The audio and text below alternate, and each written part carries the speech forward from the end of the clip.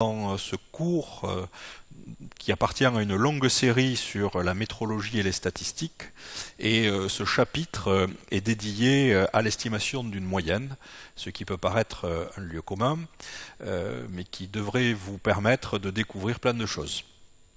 Ce chapitre va être divisé en 5 séquences, et à la fin de chaque séquence, un petit quiz vous permettra de capitaliser les éléments d'information qui ont été présentés. Voilà, donc dans cette première séquence, nous allons positionner un problème concret d'estimation de moyenne et insister sur le vocabulaire spécifique associé à la démarche d'estimation. Alors, quelle est la position du problème ? Eh bien, on souhaite estimer le pH, c'est une grandeur classique, d'un lot de cidre demi-sec. Pour estimer le pH, on dispose d'un instrument de mesure dont on nous dit que l'exactitude a été vérifiée. Et puis, dans le plan d'essai, les ingénieurs ont décidé de réaliser un effectif d'échantillon égal à 20, et donc après avoir mis en œuvre la méthode de mesure, les valeurs du pH sur chacun des 20 tubes à essai ont été collectées et tabulées comme on peut le voir à l'écran. Alors vous voyez apparaître du vocabulaire écrit en caractères gras. Ce vocabulaire doit naturellement nous inciter à nous reporter au vocabulaire international de métrologie, et la question que l'on se pose, c'est quel est le résultat de mesure. Alors, quelques détails que nous allons voir concernant le vocabulaire vont porter sur, d'une part, l'exactitude.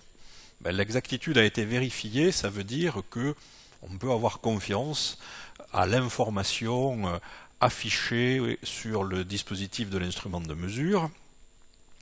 Et vocabulaire encore plus important, un résultat de mesure, contrairement à ce qu'on croit généralement, ce n'est pas une valeur mesurée. Par exemple, à l'essai numéro 1, on voit 3,83 pour le pH. Non, un résultat de mesure, c'est un ensemble de valeurs attribuées à un mesurand.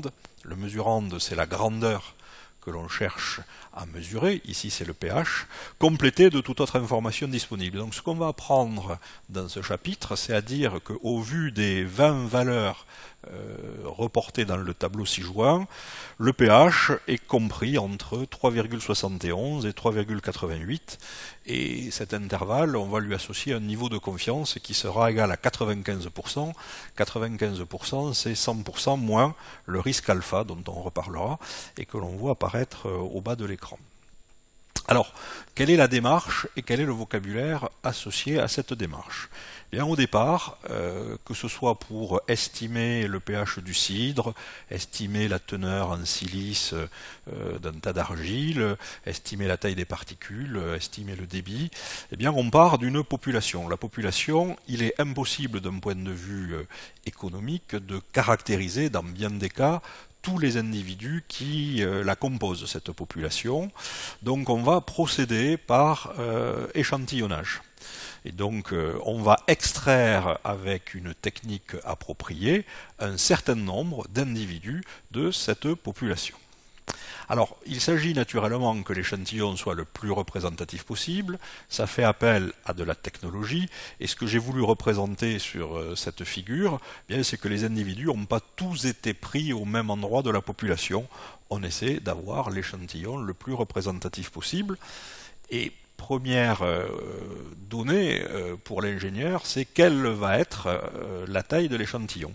La taille d'échantillon, on va la noter petit n.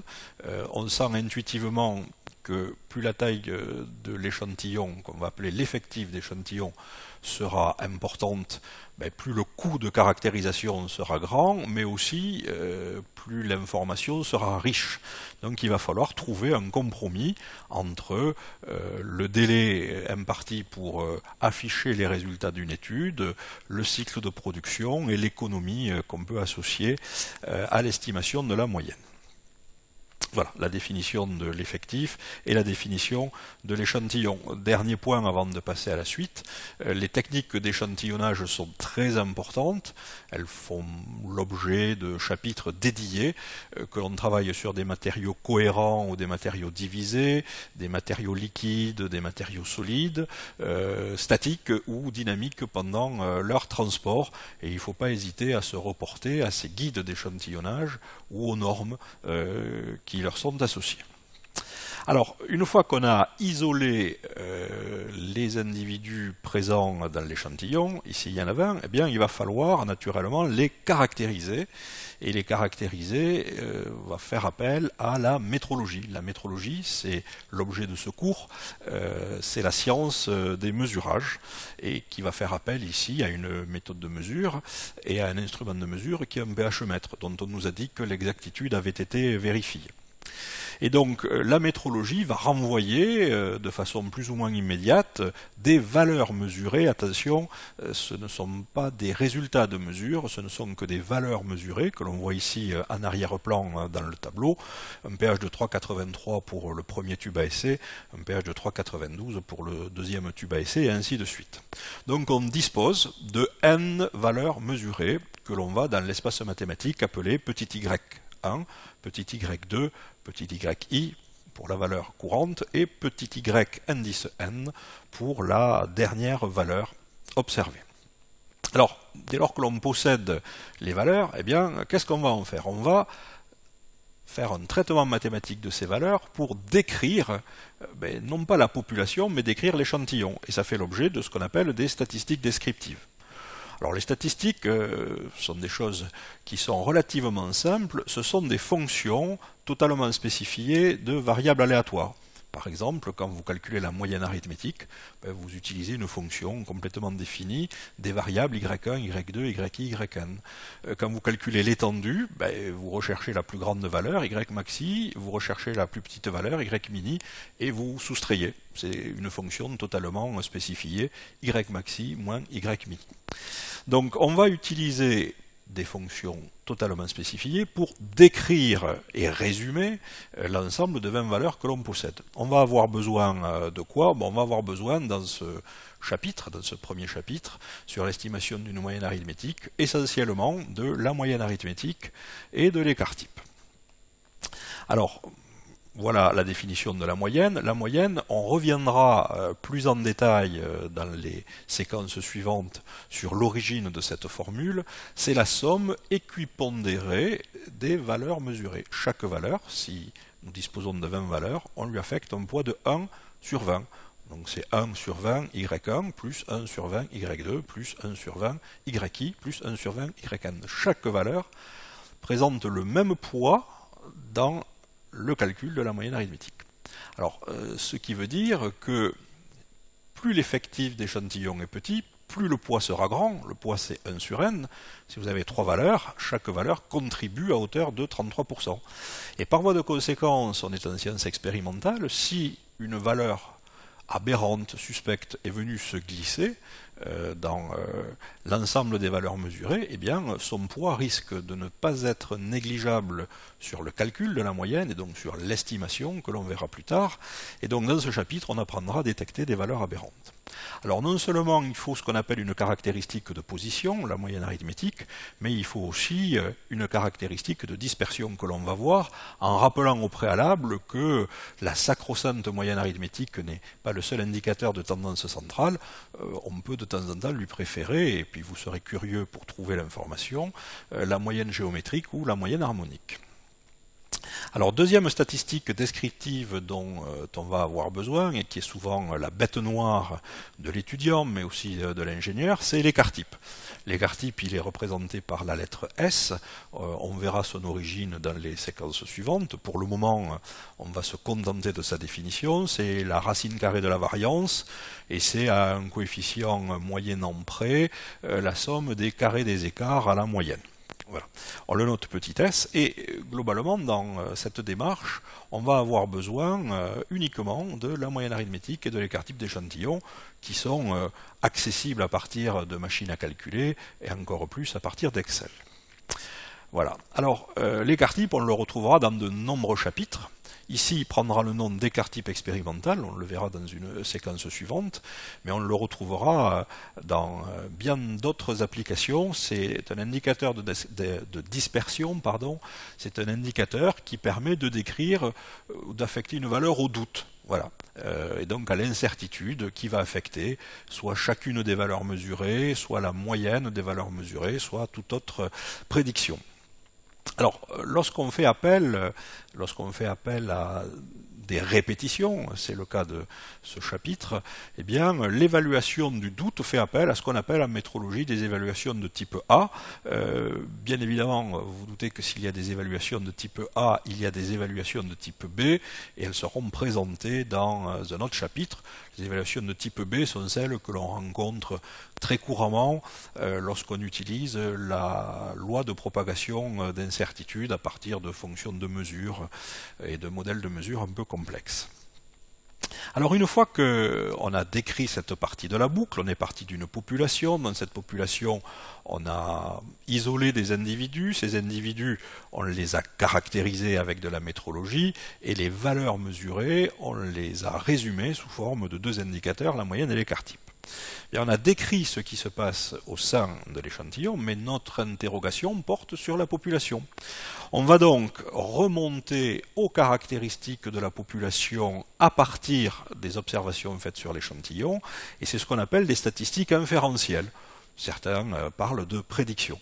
Et donc pour faire des statistiques inférentielles, il faut faire appel à des hypothèses que l'on va préciser sur les transparents suivants, et il faut apprendre à vérifier ces hypothèses. Tout ceci est naturellement formalisé dans des normes, dont vous voyez sur le transparent la référence, et une norme application de la statistique française, estimation d'une moyenne de variance inconnue. Ça a été publié à l'AFNOR, l'Association française de normalisation, en 1987, et l'objectif de ce cours, c'est d'essayer de revenir sur le pourquoi et les comment de cette estimation. Alors, on a dit qu'il fallait satisfaire des hypothèses pour pouvoir mener à bien l'estimation. Alors, que nous dit la norme? La norme nous dit que les individus de l'échantillon doivent avoir été prélevés indépendamment et au hasard dans la population. C'est ce qu'on a fait en équirépartissant le plan d'essai au sein de la population. Pour le calcul des intervalles de confiance, on a vu qu'un résultat de mesure se traduisait par un intervalle. Il est supposé que la distribution des individus dans la population est normale. Alors, comme on peut travailler de temps en temps avec des faibles effectifs d'échantillons, on restreindra cette vérification à la vérification de l'absence de valeurs aberrantes. Par contre, plus l'effectif d'échantillon est grand, et en appliquant le principe de parcimonie des valeurs aberrantes, plus on peut se dispenser de cette règle ou cette hypothèse de vérification, et la norme nous dit que si on travaille avec un effectif d'échantillon plus grand que 30, c'est ce qui fait la différence entre les petits effectifs d'échantillon et les gros effectifs d'échantillon, alors, comme il y a parcimonie des valeurs aberrantes, eh bien on peut se dispenser de vérifier cette hypothèse de normalité. Dans notre cas, il va falloir s'assurer qu'il n'y ait pas de valeur aberrante au sein de notre échantillon. Et une fois qu'on a vérifié cette hypothèse, eh bien on peut se livrer à une estimation. Alors l'estimation, on nous dit qu'il s'agit d'une opération qui a pour but, à partir d'un échantillon aléatoire, c'est ce que nous avons prélevé, d'obtenir une représentation statistique de cette population au travers d'un intervalle qu'on va appeler le résultat de mesure. Cet intervalle, vous voyez qu'il est centré sur la moyenne arithmétique y bar, qu'il fait intervenir l'écart type, qui fait intervenir l'effectif d'échantillon petit n, qui apparaît sous la forme d'une racine carrée au dénominateur, et puis de quelque chose dont on n'a pas parlé, qui s'appelle un facteur d'élargissement, qui est extrait de la loi de Student, qui est noté petit t dans cette expression. C'est ce qui, pour le moment, on peut admettre, permet de donner des intervalles à 95% ou à 99% de confiance. Petit t est directement relié au risque et à l'effectif d'échantillon, comme on le verra dans les séquences suivantes. Et donc voilà, nous avons atteint le résultat de mesure. Le résultat de mesure, c'est un ensemble de valeurs attribuées à un mesurand, le mesurand, c'est la grandeur que l'on souhaite mesurer, complétée par toute autre information pertinente disponible, le risque que l'on associe à cet intervalle, l'effectif d'échantillon qui a donné lieu à l'estimation, et la présence ou non de valeurs aberrantes si c'est le cas. Et donc ici, on conclura après calcul, et on va détailler ces calculs dans les séquences suivantes, bien que le pH est compris entre 3,71 et 3,88 à partir d'un effectif d'échantillon de taille 20 et en admettant un risque d'erreur de 5%. Alors, nous avons atteint la fin de la première séquence, et donc traditionnellement, pour vous aider à capitaliser de l'information, je vous propose de répondre aux questions suivantes. Décrire étape par étape la démarche d'estimation de la moyenne d'une population, c'est-à-dire la boucle que l'on vient de dessiner. Qu'est-ce qu'une statistique? L'objectif de cette question est de vous apprendre à ne plus confondre le mot statistique avec le mot probabilité, puis donner une définition avec un exemple. Qu'est-ce qui différencie les statistiques descriptives des statistiques inférentielles? Quelle est la différence entre une valeur mesurée et un résultat de mesure? Il est très important que vous connaissiez presque par cœur la définition et le sens d'un résultat de mesure par rapport à une valeur mesurée. Et enfin, quelles sont les hypothèses sous-jacentes à la démarche d'estimation. Donc voilà la fin de cette première séquence, et nous allons rentrer un peu dans des détails de calcul à partir de la séquence suivante. Voilà.